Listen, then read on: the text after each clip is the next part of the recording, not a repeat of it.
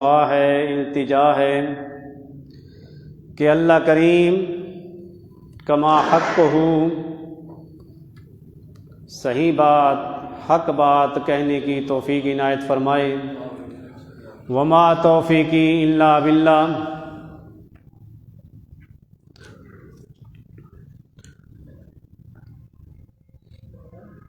آج ارادہ ہے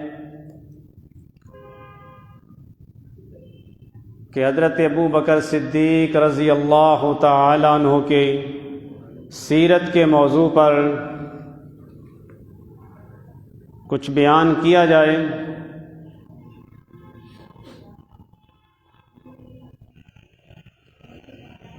حضرت ابو بکر صدیق رضی اللہ تعالیٰ عنہ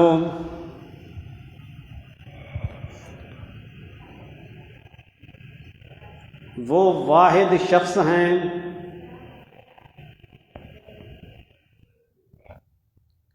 نبی علیہ الصلوۃ والسلام کے بعد اس روئے زمین پر اگر شریعت کی سب سے پہلے تبلیغ کی ہے تو وہ حضرت ابو بکر صدیق ہیں۔ نبی علیہ الصلوۃ والسلام کے بعد اگر خدا کی وحدانیت کا اعلانیہ طور پہ سب سے پہلے اگر کیا ہے تو حضرت ابو بکر صدیق رضی اللہ تعالی عنہ نے۔ اللہ کریم نے آدم علیہ نبی علیہ الصلوۃ والسلام سے لے کر آخر الزمان پیغمبر حضرت محمد مصطفیٰ تک تمام پیغمبروں کا اللہ کریم نے مشن ایک رکھا ہے۔ ہر پیغمبر یہی دعویٰ لے کے آیا کہ اللہ کے علاوہ کوئی معبود نہیں، کوئی خالق نہیں، کوئی مالک نہیں، کوئی رازق نہیں، کوئی عبادت کے لائق نہیں۔ اسی دعوے کو اللہ کریم نے آدم علیہ نبی علیہ الصلوۃ والسلام سے چلایا، اور آخر الزمان پیغمبر حضرت محمد مصطفیٰ صلی اللہ علیہ وآلہ وسلم تک اس دعوے کو بیان کرنے کے لیے اللہ کریم نے تمام پیغمبروں کو مبعوث فرمایا۔ اس دعوے کا داعی، اس دعوے کا مدعی نبی علیہ الصلوۃ والسلام، اور اس دعوے کے گواہ ہے نبی علیہ الصلوۃ والسلام کے صحابہ۔ دعویٰ ہے لا الہ الا اللہ، کہ اللہ کے علاوہ معبود کوئی نہیں، روزی رسا کوئی نہیں، عبادت کے لائق کوئی نہیں، خالق کوئی نہیں، مالک کوئی نہیں، رازق کوئی نہیں۔ اس دعوے کو اللہ کریم ثابت کرنے کے لیے اللہ کریم نے عقلی دلائل بھی دیے اور نقلی دلائل بھی دیے، اور اس کے بعد اللہ کریم نے اس دعوے کے گواہوں کو مقرر کیا نبی علیہ الصلوۃ والسلام کے صحابہ کو،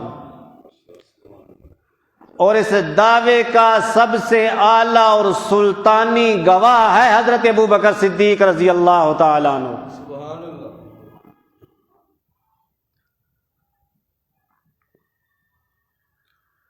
دعوے کا دشمن انسان سب سے پہلے جرح کرتا ہے تو گواہوں پہ کرتا ہے۔ اس کا مقصد ہوتا ہے کہ اگر گواہوں پہ تنقید کر دی جائے، گواہوں کو مجروح کر دیا جائے تو مدعی بھی جھوٹا ہو جائے گا، دعویٰ بھی جھوٹا ہو جائے گا۔ تو اللہ کریم نے ان گواہوں کی صفائی اللہ کریم نے قرآن مقدس میں بھی دی ہے۔ اب بات ذہن میں یہ رکھنی ہے کہ دعوے کی عزت بھی کرنی ہے، مدعی کی عزت بھی کرنی ہے، اور گواہوں کی عزت بھی کرنی ہے۔ جب یہ تین چیزوں کی تم عزت کرو گے تو اللہ کے ہاں عزت والے قرار پاؤ گے۔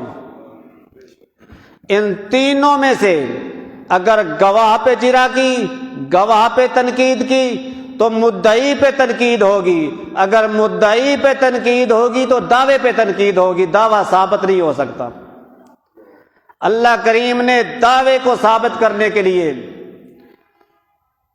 دلائل عقلیہ بھی دیے اور دلائل نقلیہ بھی دیے، اور ان دعوے کا گواہ اللہ کریم نے پیغمبر کے صحابہ کو بنایا۔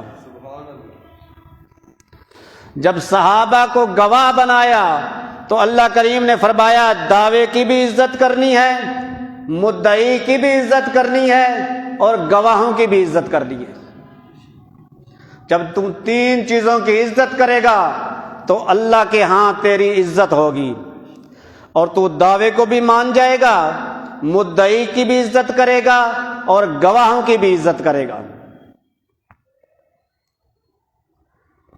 اگر گواہ پر کوئی تنقید ہونے لگے تو اللہ کریم اس کی صفائی خود بیان کر دیتا ہے۔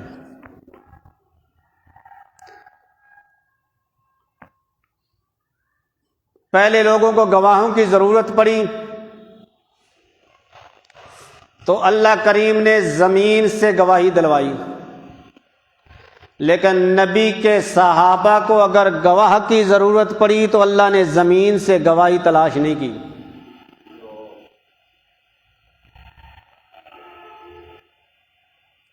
حضرت یوسف علیہ نبی علیہ الصلوۃ والسلام کو گواہ کی ضرورت پڑی تو اللہ کریم نے زلیخا کے خاندان سے ایک گواہ مقرر کر دیا، اور حضرت یوسف علیہ نبی علیہ الصلوۃ والسلام کی گواہی دلوائی زلیخا کے خاندان سے ایک آدمی سے۔ اور اگر مریم صدیقہ کو گواہ کی ضرورت پڑی تو اللہ کریم نے زمین سے گواہی دلوائی، ایک دن کے بچے کو اللہ نے گواہ بنا دیا۔ قوم نے کہا حضرت مریم صدیقہ سے، یا اخت ہارون ما کان ابوک امرأ سوء وما کانت امک بغیا،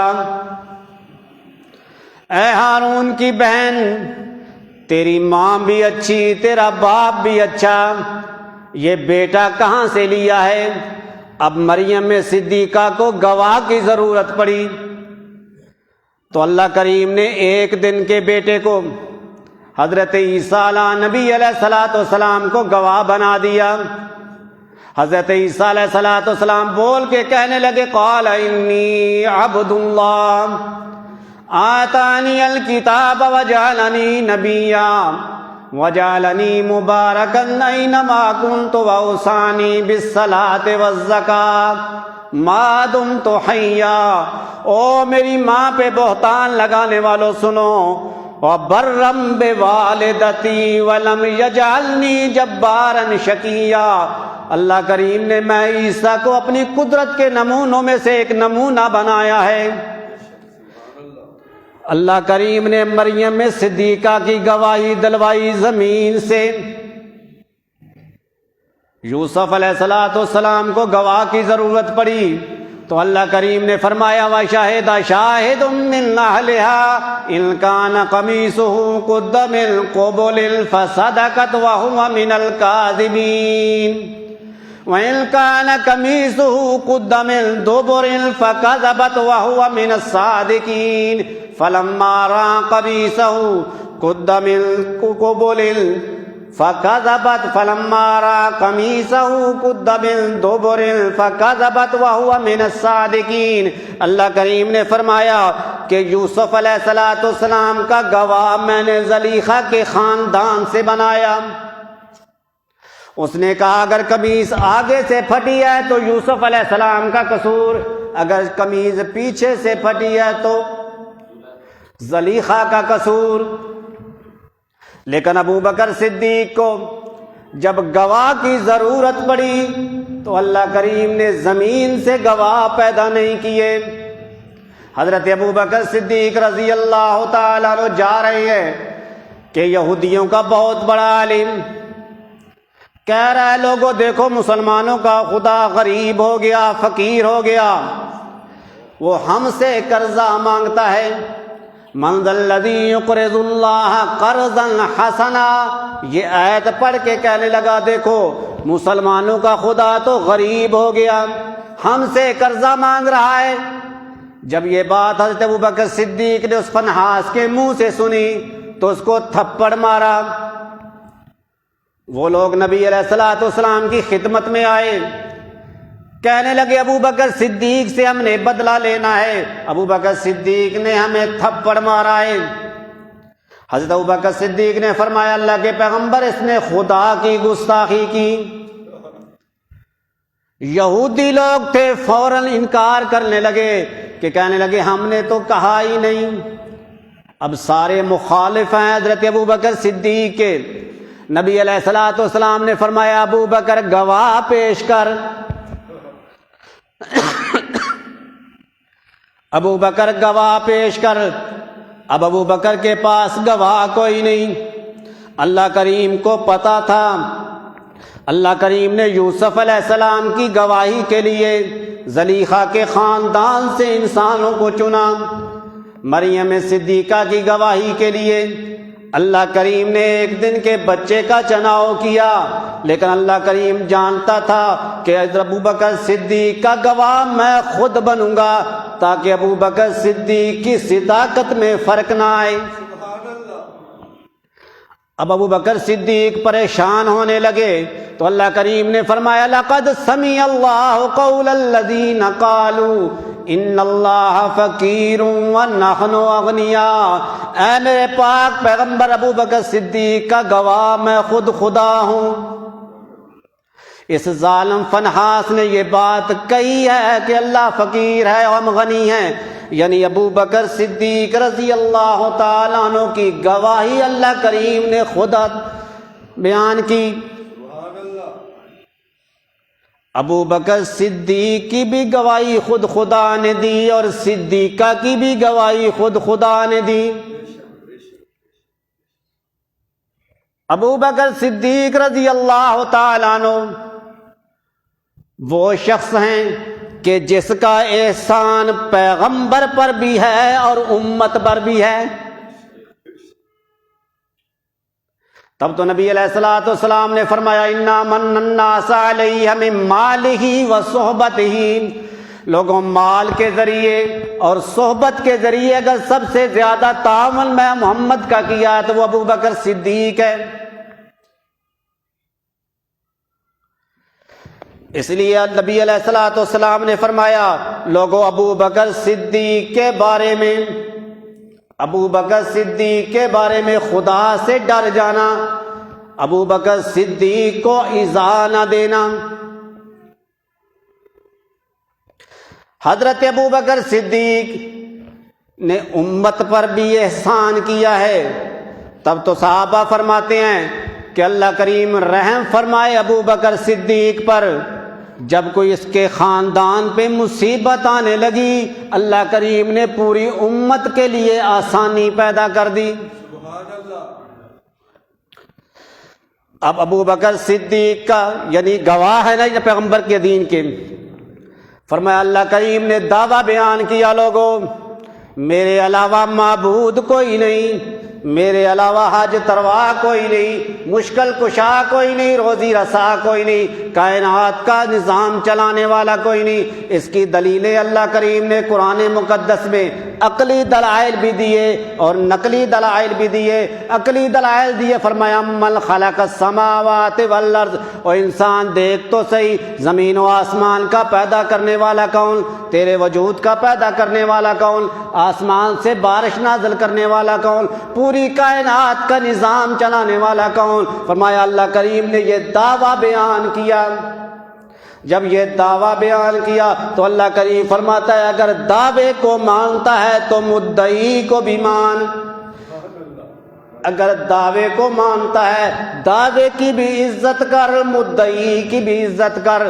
اب نبی علیہ الصلوۃ والسلام داعی ہیں، مدعی ہیں۔ اب مدعی کی عزت بھی تیرے اوپر لازم ہے۔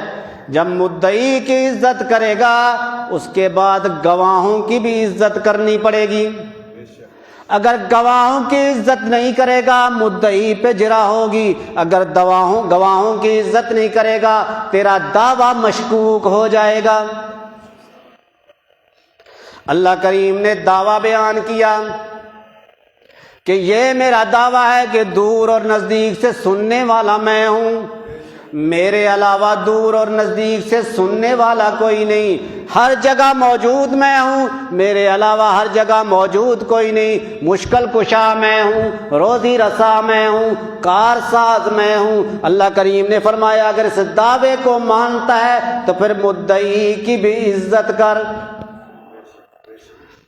ہر عیب والی چیز پیغمبر سے دور کر، ہر شان والی چیز، ہر مقام والی چیز، ہر عزت والی چیز کی نسبت پیغمبر کی طرف کر، اور عیب والی چیز کی نسبت پیغمبر کی طرف نہ کر.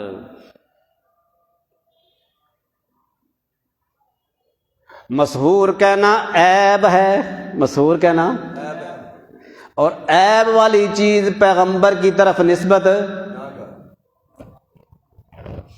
جو حق بات ہے اسے تو کہنا چاہیے، یہود و نصارہ کی طرح چھپانا نہیں چاہیے. کہتے ہیں مانتے ہیں کہ نبی علیہ الصلوۃ والسلام پر جادو کا اثر نہیں ہوا، لیکن اس مسئلے کو ذرا مدھم کر دو، اس کو بیان نہ کیا کرو، چھپا لو اس مسئلے کو. یہی کہتے ہیں نا، اس مسئلے کو بیان نہ کرو. مانتے ہیں کہ نبی علیہ الصلوۃ والسلام پر جادو کا اثر نہیں ہوا، لیکن اس مسئلے کو ذرا چھپا لو، بیان نہ کرو.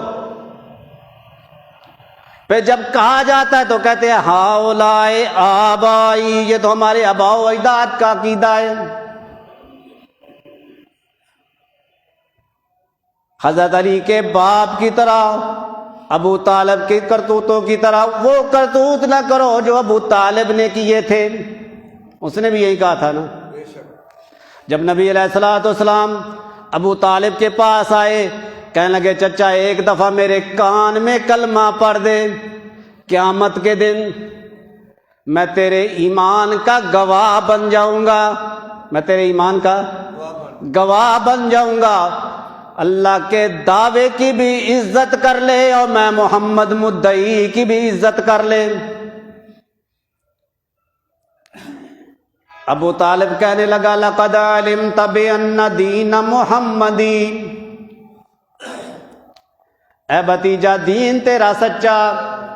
لقد علمت بأن دین محمدی خیر ودیان البریت دینا لولا ملامت وحذار مسبت لوجدتنی سبحا بذاک مبینا. اے بھتیجا دین تیرا سچا، لیکن ماننا میں نے دنیا میں جتنے دین چل رہے ہیں، چاہے یہودیوں کا دین ہے، چاہے عیسائیوں کا دین ہے یا مجوسیوں کا دین ہے، جو بھی اس مکے میں دین چل رہے ہیں، سب سے اعلیٰ دین، سب سے بہتر دین تیرا ہے. لیکن تیرے دین کو میں نے ماننا نہیں. کیوں نہیں ماننا؟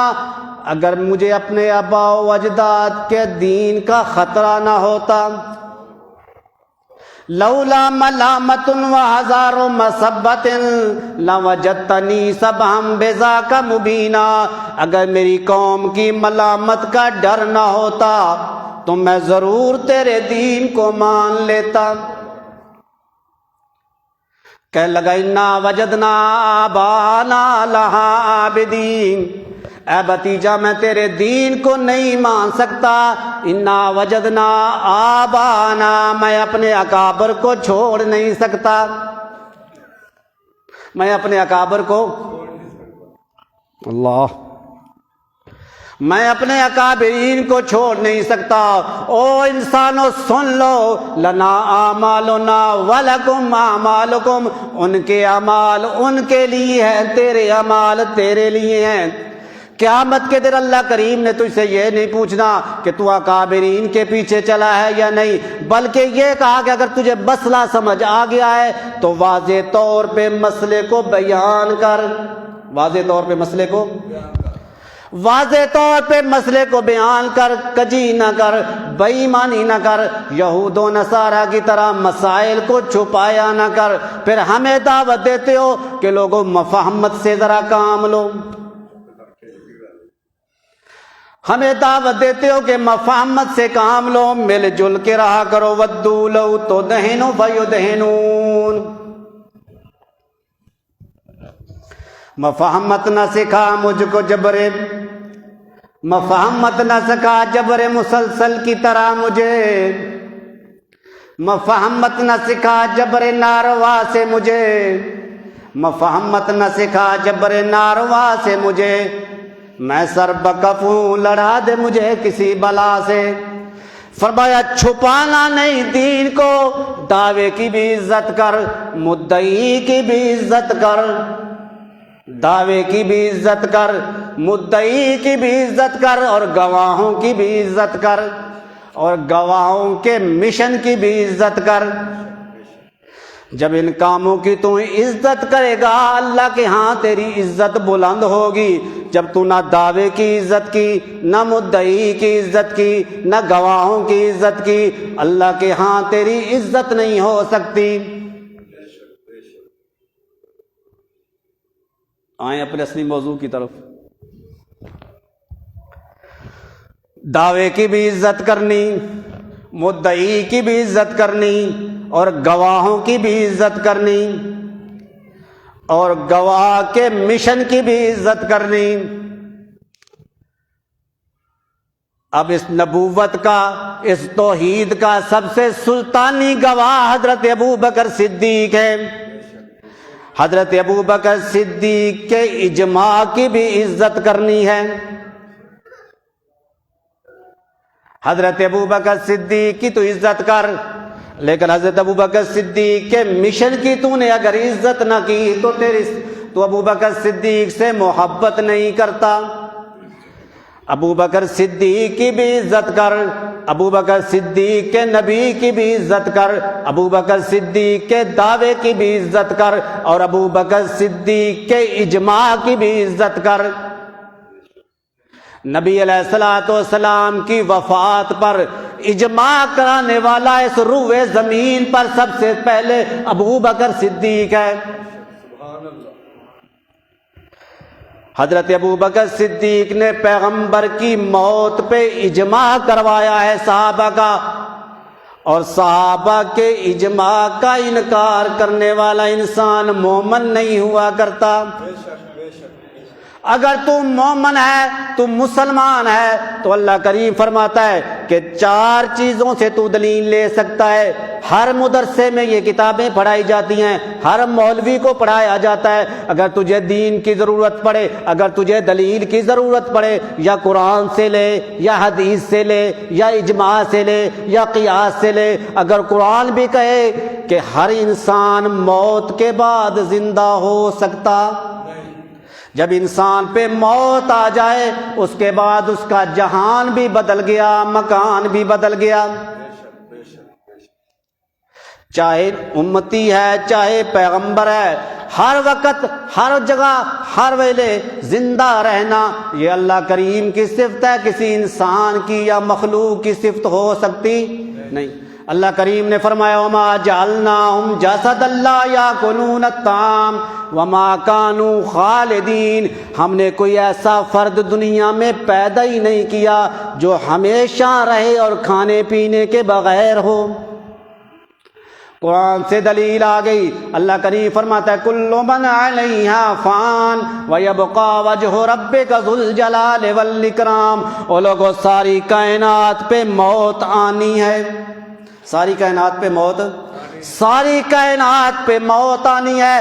جب موت آ جائے اس کے بعد انسان نہ سن سکتا ہے، نہ دیکھ سکتا ہے، نہ بول سکتا ہے، کیوں اس کا جہان بدل گیا۔ دنیا والا جہان ختم ہو گیا، آخرت والا جہان شروع ہو گیا۔ وَحَرَامٌ عَلَىٰ قَرْيَةٍ أَهْلَكْنَاهَا أَنَّهُمْ لَا يَرْجِعُونَ۔ اللہ کریم فرماتا ہے ہم جس بستی کو ہلاک کریں اس پر دوبارہ دنیا میں لوٹانا اس پر حرام کر دیتے ہیں۔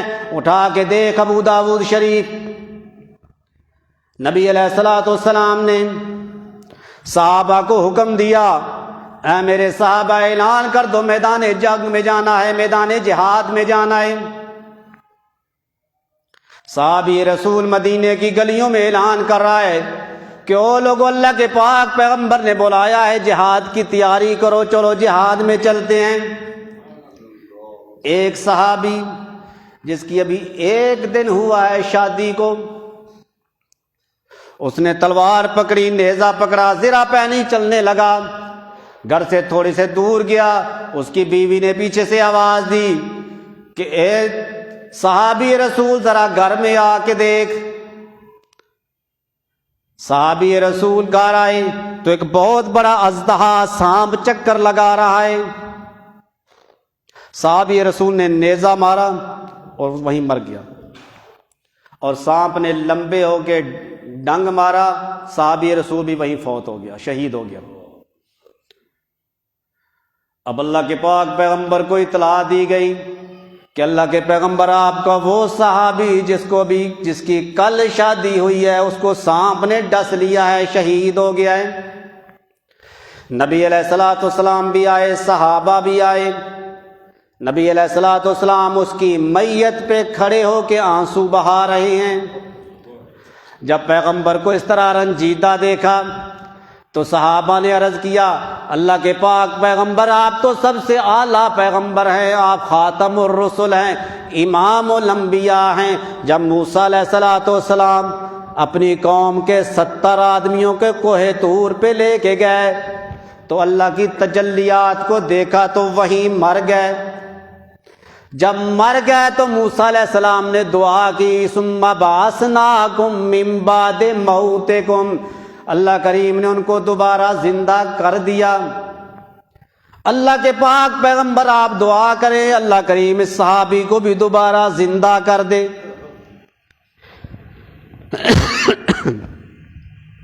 نبی علیہ الصلوۃ والسلام نے جب یہ بات سنی تو آپ نے فرمایا، استغفروا لأخیکم،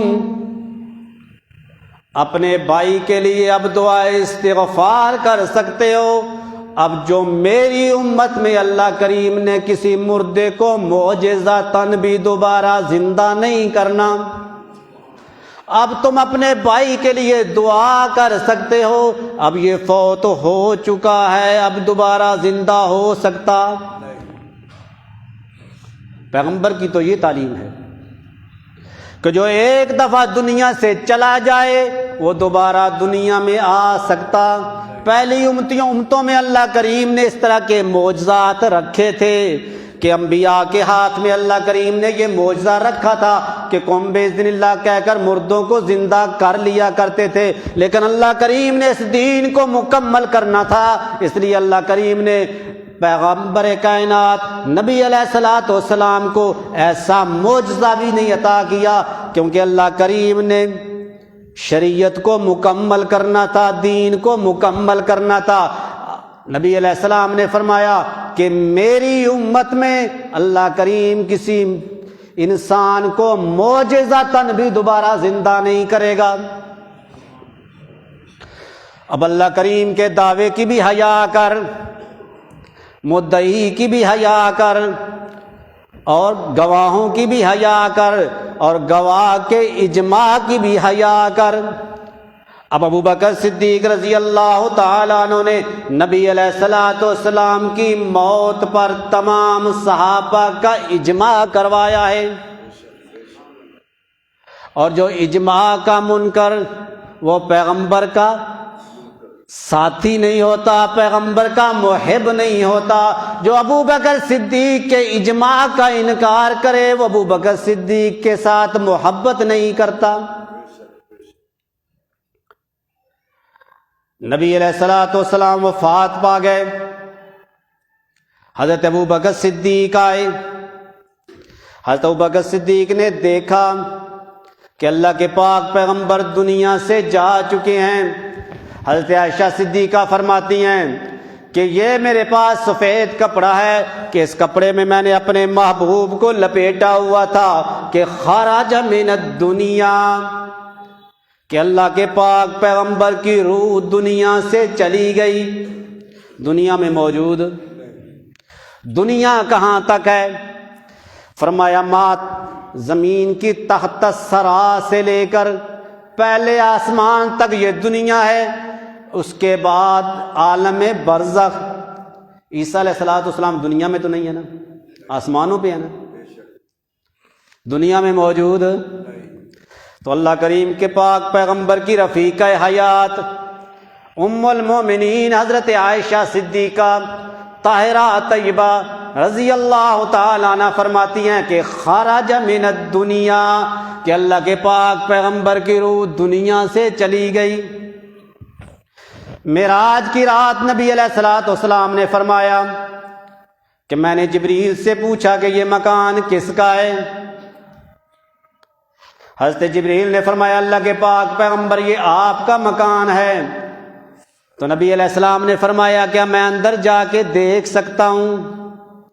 حضرت جبریل نے فرمایا اللہ کے پاک پیغمبر آپ کی زندگی کے کچھ ایام ابھی باقی ہیں، جب آپ فوت ہوں گے آپ کی روح مقدس یہیں آئے گی. اب ہر اذان کے بعد دعا کرتے ہیں کہ عالم آت محمد عن الوسیلۃ والفضیلہ والدرجۃ الرفیعہ وبعثہ مقاما محمودا. اس لیے تو اللہ کے پاک پیغمبر نے فرمایا کہ او میرے امتیوں میرے لیے مقام محمود کی دعا کیا کرو. اللہ کے پاک پیغمبر نے فرمایا وہ مقام محمود ایسا ہے کہ سقفہ عرش الرحمن، کہ اس کا چھت اللہ کا عرش ہے، اس کا چھت اللہ کا عرش ہے. رجل واحد، ایک ہی آدمی نے اس جگہ جانا ہے. انا ارجو الی اللہ، میں اللہ سے امید کرتا ہوں کہ اللہ کریم اس مقام پہ مجھے پہنچائے گا. اب اللہ کے پاک یہی عقیدہ حضرت ابوبکر صدیق کا ہے کہ نبی علیہ السلام دنیا سے کوچ کر گئے، دنیا سے رحلت فرما گئے، اب دنیا میں موجود نہیں ہے. تبھی تو خلیفہ بلا فصل بنا ہے حضرت ابوبکر صدیق، کہ یعنی نبی علیہ السلام کے درمیان ابوبکر صدیق کے درمیان اور کوئی خلیفہ نہیں ہے. ہر وہ کام جو نبی علیہ السلام نے کیا ہے نا، حضرت ابوبکر صدیق نے وہ کام کیا ہے. تمام عادات سوائے نبوت کے اللہ کریم نے ابوبکر صدیق کے سینے میں پلٹ کر دی.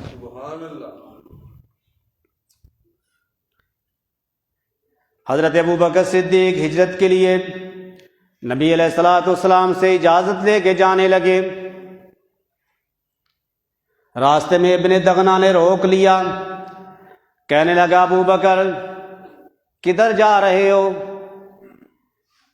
تیرے جیسا آدمی مکہ چھوڑ کے جانے کے قابل نہیں ہے. تیرے اندر 5 صفات پائی ایسی جاتی ہیں، ایسی 5 صفات پائی جاتی ہیں کہ جو کسی اور آدمی میں نہیں پائی جاتی. فرمایا انک تکسب المعدوم، اے ابو بکر انک تکسب المعدوم، تو ضرورت مندوں کی حاجات کو پورا کرتا ہے. یہ پہلی صفت حضرت ابوبکر صدیق نے، ابوبکر صدیق کی ابن دغنہ نے بیان کی، اور یہی پہلی صفت حضرت خدیجہ الکبریٰ نے نبی علیہ السلام کی بیان کی. نبی علیہ السلام پر جب پہلی وحی آئی تو گھر آئے، حضرت خدیجہ کو فرمایا زملونی، مجھے کمبل اوڑھ دو، میرے پاس ایک فرشتہ آیا ہے، میرے کندھوں پہ بہت بڑی بھاری ذمہ داری اللہ کریم نے عطا کی ہے. حضرت خدیجہ نے فرمایا اللہ کے پاک پیغمبر اللہ کریم آپ کو چھوڑے گا نہیں، آپ کا کبھی ساتھ نہیں چھوڑے گا. 5 صفتیں آپ کے اندر موجود ہیں. انک تکسب المعدوم، آپ محتاجوں کے کام آنے والے ہیں. اور یہی صفت حضرت ابوبکر صدیق رضی اللہ تعالیٰ عنہ کی ابن دغنہ نے بیان کی. دوسری صفت ابن دغنہ نے کہی وَتَصِلُ الرَّحِمُ، ابو بکر تو رشتہ داروں کے ساتھ صلہ رحمی کرتا ہے. حضرت خدیجہ الکبریٰ نے فرمایا اللہ کے پاک پیغمبر انک لتصل الرحم، آپ رشتہ داروں کے ساتھ صلہ رحمی کرتے ہیں. تیسری صفت بیان کی ابن دغنہ نے کہ وَتَحْمِلُ الْكَلَّا، اللہ کے پاک پیغمبر کے صحابی حضرت ابوبکر صدیق آپ محتاجوں کا بوجھ اٹھاتے ہیں۔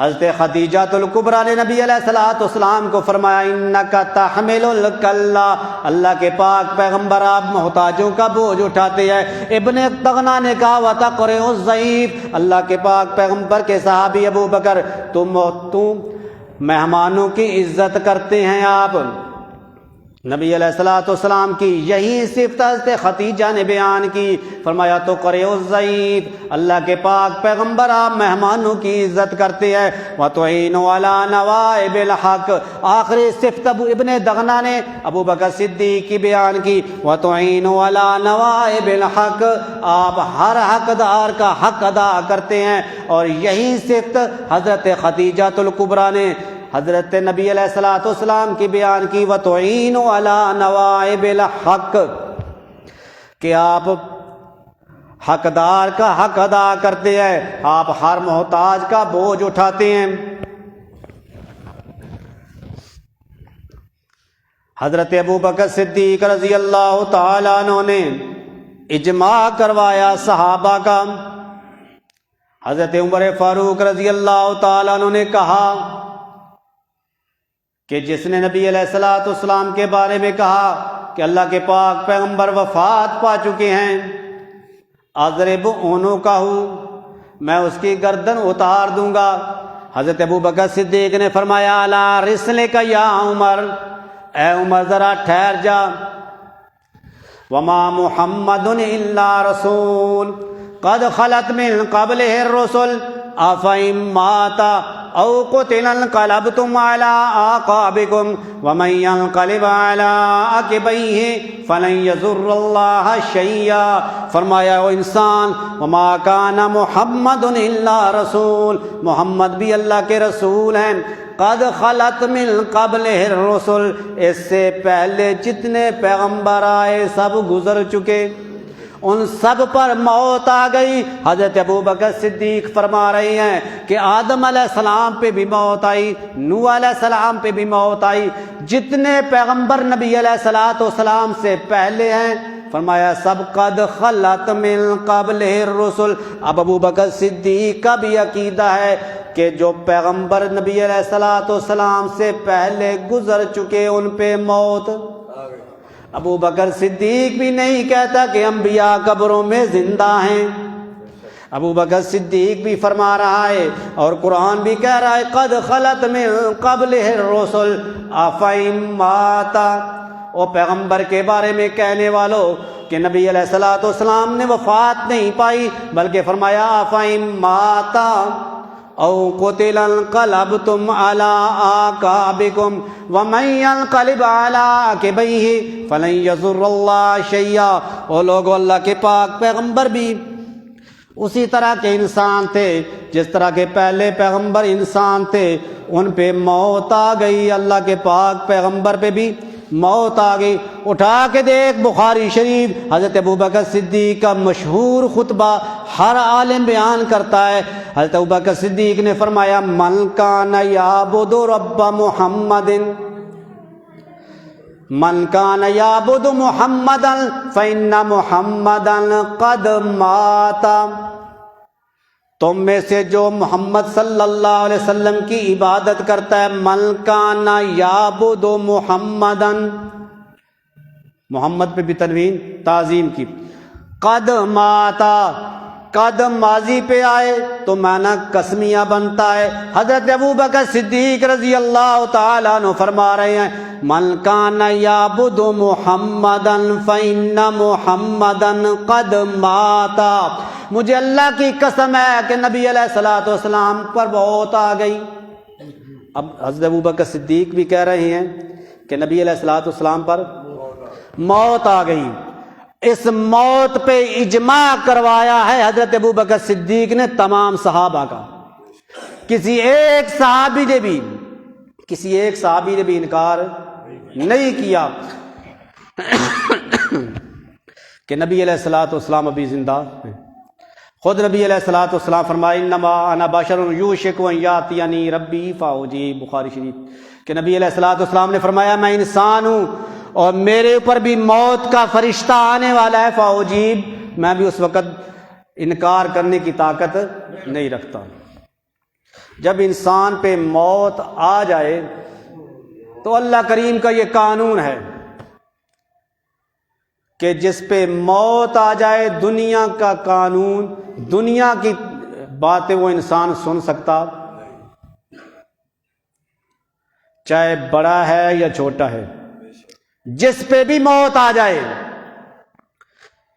وہ دنیا کے حالات کو دیکھ بھی نہیں سکتا، سن بھی نہیں سکتا اور قبول کرنے کی طاقت بھی نہیں رکھتا۔ اسی پر اجماع کروایا ہے حضرت ابو بکر صدیق رضی اللہ تعالیٰ عنہ نے، اور فرمایا اگر ابو بکر صدیق کے ساتھ محبت ہے تو ابو بکر صدیق کے اجماع کو بھی مانو۔ اگر اعلان کرتے ہو کہ ہمیں محبت ہے صحابہ سے، تو صحابہ کا تو یہ عقیدہ ہے کہ جس پر موت آ جائے وہ سننے کی طاقت، وہ دیکھنے کی طاقت، جاننے کی طاقت نہیں رکھتا۔ اللہ کریم نے فرمایا والذین یدعون من دون اللہ، جو لوگ بھی اللہ کے علاوہ غیروں کو پکارتے ہیں، لا یخلقون شیئا، وہ ایک ذرے کے بھی مالک نہیں، وہ تو اپنی جان کے بھی مالک نہیں، وہ تو اپنی جان کے بھی مالک نہیں۔ نبی علیہ الصلوۃ والسلام نے خود فرمایا قل لا املک لنفسی نفعا ولا ضرا الا ما شاء اللہ، لوگوں میں محمد بھی اپنی جان کے نفع و نقصان کا مالک نہیں ہوں۔ دعویٰ ہے کہ اللہ کے علاوہ نفع نقصان کا مالک، مشکل کشا، روزی رسا، دور اور نزدیک سے سننے والا، ہر وقت ہر والے ہر جگہ موجود کون ہے؟ اللہ کریم کی ذات ہے۔ اللہ کے علاوہ نہ تیری دور سے سنتا ہے نہ قریب سے سنتا ہے، نہ دور سے سنتا ہے نہ الا انما تحت التراب بعید، جو ابھی میت ہے، ابھی قبر میں نہیں گیا، وہ قریب ہے، جو زمین کے اندر چلا گیا وہ بعید ہے۔ فرمایا الا انما تحت التراب بعید، جو زمین کے اندر چلا گیا وہ دور چلا گیا، جو زمین کے اوپر ہے وہ بھی نہیں سنتا۔ اللہ کریم نے عزیر علیہ الصلوۃ والسلام کی مثال بیان کی ہے کہ نہیں؟ تمہارے لیے بیان کی ہے۔ او کالذی مر علی قریۃ وہی خاویۃ علی عروشها، اللہ کریم فرماتا میں نے ایک پیغمبر کو موت دی، پیغمبر کو موت دینے کے بعد میں نے پیغمبر کو دوبارہ زندہ کیا اور اس سے پوچھا قال کم لبثت، اے میرے پیغمبر عزیر کتنی دیر یہاں ٹھہرا رہا، کتنی دیر یہاں میت رہا؟ پیغمبر دفن نہیں ہوا، زمین کے اوپر پڑا ہے۔ اللہ کا پاک پیغمبر کہتا ہے لبثت یوما او بعض یوم، اے میرے اللہ ایک دن یا دن کا کچھ حصہ۔ اللہ کریم نے فرمایا نہیں میرا پاک پیغمبر، قال بل لبثت مئۃ عام، اے میرے پاک پیغمبر تو 100 سال یہاں میت رہا ہے۔ جب پیغمبر میت ہو تو پیغمبر کو دنیا کے حالات کا پتہ نہیں چلتا، تیرے پیر کو بھی نہیں پتہ چل سکتا، تیرے پیر کو بھی نہیں پتہ چلتا، تیرے ولی کو بھی نہیں پتہ چلتا۔ جب انسان پہ موت آ جائے تو وہ کچھ بتانے کے قابل بھی نہیں رہتا، نہ سن سکتا ہے نہ بتا سکتا ہے۔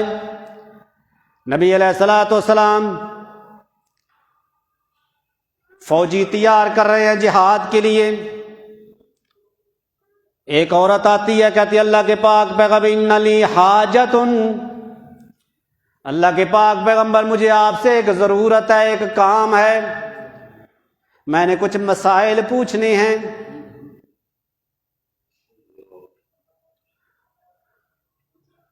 اٹھا کے دیکھ بخاری شریف، نبی علیہ الصلوۃ والسلام نے فرمایا اے مائی کل آنا،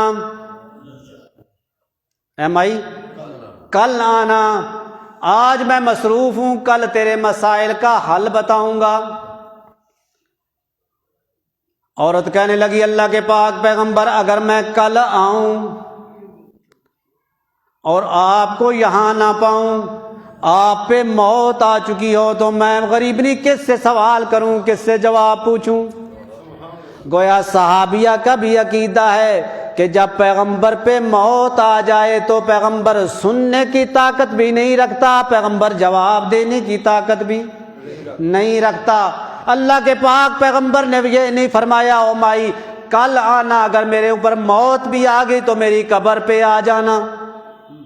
فرمایا نانا اگر میرے اوپر موت آ گئی تو مرو ابا بکر، ابو بکر سے جا کے سوال کر لینا، وہی جواب ابو بکر تجھے دے گا جو آج میں محمد تجھے دینا چاہتا تھا۔ حضرت ابو بکر صدیق رضی اللہ تعالیٰ عنہ کا بھی عقیدہ ہے کہ نبی علیہ الصلوۃ والسلام موت کے بعد سنتے، دیکھتے، جانتے، روزی رسا، کارساز، مدبر الامور، پوری کائنات کا نظام چلانے والا ایک اللہ کی ذات ہے، ہر وقت ہر جگہ موجود، خالق کائنات کی صفت ہے، دنیا کے کسی فرد کی یہ صفت ہوا نہیں کرتی۔ شرک کی ابتدا اگر ہوتی ہے تو اسی سماعت سے ہوتی ہے۔ جب انسان کا عقیدہ ہونا کہ یہ مردہ سنتا ہے، اس کے بعد ہی اس سے حاجات طلب کرے گا۔ جب انسان کا عقیدہ نہ ہو کہ یہ سنتا نہیں، یہ دیکھتا نہیں، یہ کسی چیز کا مالک نہیں ہے، تو پھر اس سے پکارے گا؟ کبھی نہیں اس کو پکارے گا۔ اسی کو پکارتا ہے جب اس کا عقیدہ ہو کہ یہ میری سنتا ہے، سن کے آگے پہنچاتا ہے۔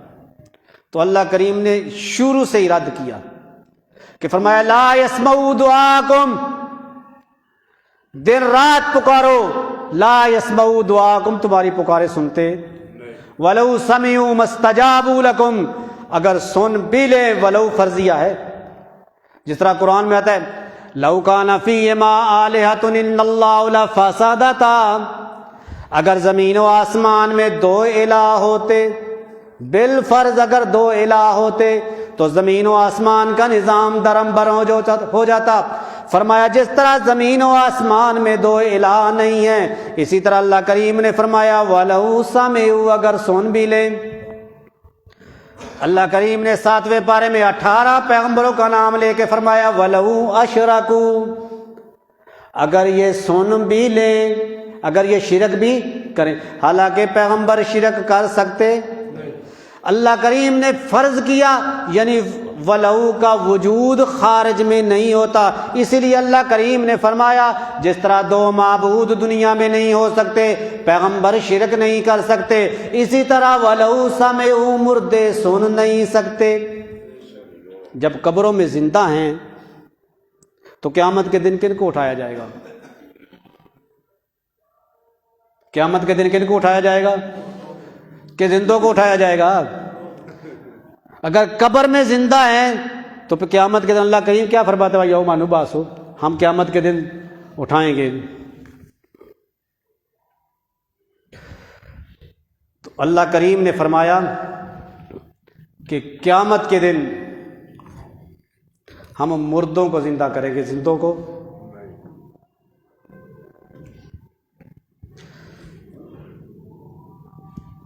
قیامت کے دن اللہ کریم نے کیا فرمایا؟ مردوں کو زندہ کریں گے، زندوں کو زندہ۔ جب مردے مانو گے تو زندہ ہو، جب مردے مانو گے تو پھر کو اعتقاد ہوگا کہ قیامت کے دن اللہ کریم مردوں کو، جب تمہارا عقیدہ یہ ہوگا کہ یہ زندہ ہے قبروں میں، تو اللہ کریم نے نص قطعی سے فرمایا کہ جس کی ایک دفعہ ہم روح نکالتے ہیں نا، جس کی ایک دفعہ روح نکالتے ہیں فَيُمْسِكُ الَّتِي قَضَىٰ عَلَيْهَا الْمَوْتِ، ہم اس کی روح کو روک لیتے ہیں۔ قیامت سے پہلے اس وجود میں روح آ سکتی؟ یمسک کا کیا معنی ہے؟ ان اللہ یمسک السماء ان تقع علی الارض، اللہ کریم نے آسمان کو روکا ہوا ہے، روکا ہوا ہے، ان تقع علی الارض، کہ زمین پہ نہیں آ سکتا۔ جس طرح آسمان زمین پہ نہیں آ سکتا، اسی طرح نکلی ہوئی روح مردے میں آ سکتی؟ قیامت سے پہلے آسمان ٹوٹے گا نہیں۔ اذا السماء انفطرت واذا الكواكب انتثرت، جب آسمان گر جائے گا اس وقت اللہ کریم روحوں کو بھی ان جسموں میں ڈال دے گا۔ واذا النفوس زوجت، اللہ کریم فرماتا ہے میں قیامت کے دن ان نفوس کو، روح کو اور جسم کو ملاؤں گا، قیامت سے پہلے ملاؤں گا تمام مفکرین محدثین کا یہ متفق فیصلہ ہے کہ جب یہ روح جاتی ہے نا جسم سے نکلتی ہے تو اس جسم کو طلاق بائنہ دے کے جاتی ہے۔ طلاق بائنہ کا مطلب ہوتا ہے کہ جدائی والی طلاق، اور طلاق بائنہ کا مطلب ہوتا ہے کہ اس وقت تک اس آدمی کا نکاح نہیں ہو سکتا جب تک اس کو کوئی نکاح پڑھانے والا نکاح نہ پڑھائے۔ تو یہ روح اس جسم کو طلاق بائنہ دے کے جاتی ہے۔ تو اللہ کریم فرماتا ہے قیامت کے دن وَإِذَا النُّفُوسُ زُوِّجَتْ، میں قیامت کے دن کا نکاح پڑھاؤں گا، روح اور جسم کو ملاؤں گا۔ قیامت سے پہلے روح اور جسم کا ملاپ نہیں ہو سکتا۔ اب بھائی بولو، اب 5 منٹ کے لیے والد محترم آپ سے بیان کرتے ہیں۔